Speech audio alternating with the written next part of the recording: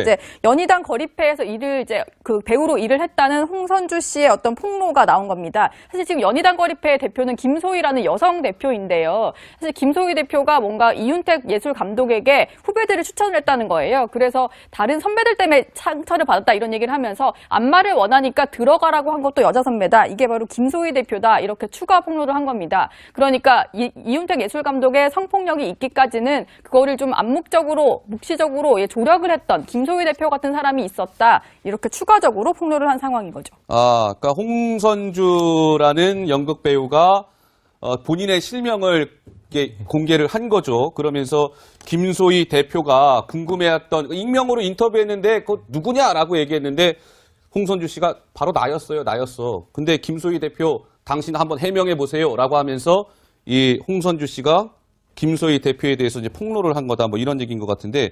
근데 어떻습니까? 김소희 대표는 굉장히 좀 발뺌을 해오지 않았어요, 강 기자? 예, 그렇습니다. 우선 이 인터뷰가 홍선주 씨의 인터뷰가 익명으로 좀 나왔었는데, 근데 김소희 씨가 이렇게 얘기를 했었습니다. 익명의 제보자가 누군지 알고 싶다. 전혀 사실이 아니다라고 얘기를 하니까 그제서야 이제 실명 공개가 된 거거든요. 그래서 김소희 선배님 저 찾으셨다고요? 라면서 재반박에 좀 벌어졌는데. 그런 거군요. 예, 근데 이제 그러자 이제 김소희 대표가 이제 말을 좀 바뀐 그런 정황이 드러났습니다. 그 시절에 어떻게 살았는지 기억이 안 나서 벌어진 실수였다라고 그 해명이 잘못된 것을 다시 해명을 했고요. 당시 홍선주에게 미안하다면서 사과를 했다라고 다시 재해명을 해왔습니다. 예. 근데 이제 김소희 연희단 거리패 대표 같은 경우는 사실은 저렇게 홍선주 씨한테 뭐 누군지도 익명으로 인터뷰하고 뭐 사실과 다른 얘기 한다는 것처럼 이제 얘기를 했다는 건데요. 20일, 그러니까 오늘이 22일이니까 그제만 하더라도 이 김소희 연희단 거리패 대표는 이렇게 얘기했었습니다. 함께 그 목소리 듣고 오시겠습니다. 그 멀리서 봤을 때는 왜 쟤들은 저렇게 제대로 의사 표현을 하지 않고 저렇게 가까이 있지? 뭐 이런 식으로 생각했었던 건데 어쨌든 다 알고 계셨다는 얘기예요, 주변 사람들은? 지금 나온 얘기들은 거의 약간 몰랐던 것들이 있고요. 안마 문제라던가 터치를 뭐 액팅 훈련하면서 터치하는 거에 대해서는 또 별로 그런 감각이 없으시달까? 그런 별 생각이 없으셔서 그런 문제에 대해서는 저희가 얘기해서 공개적으로 선생님 사과하십시오 해서 모든 단원을 불러놓고 사과를 하기도 하고 그랬었어요. 또 2번 정도 한 4년, 5년? 뭐 그 정도였던 것 같아요.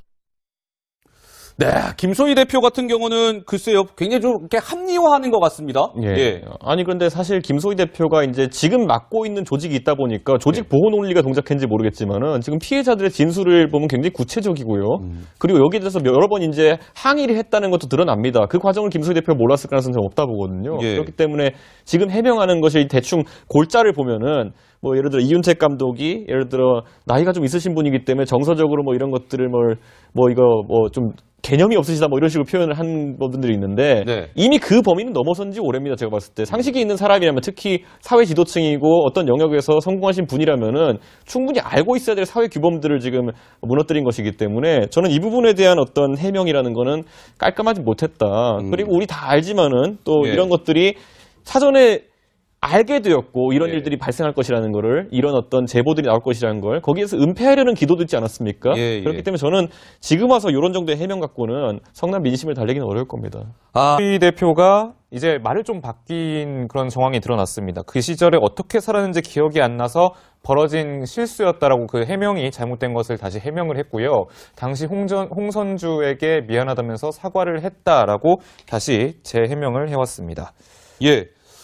근데 이제 김소희 연희단 거리패 대표 같은 경우는 사실은 저렇게 홍선주 씨한테 뭐 누군지도 익명으로 인터뷰하고 뭐 사실과 다른 얘기 한다는 것처럼 이제 얘기를 했다는 건데요. 20일, 그러니까 오늘이 22일이니까 그제만 하더라도 이 김소희 연희단 거리패 대표는 이렇게 얘기했었습니다. 함께 그 목소리 듣고 오시겠습니다.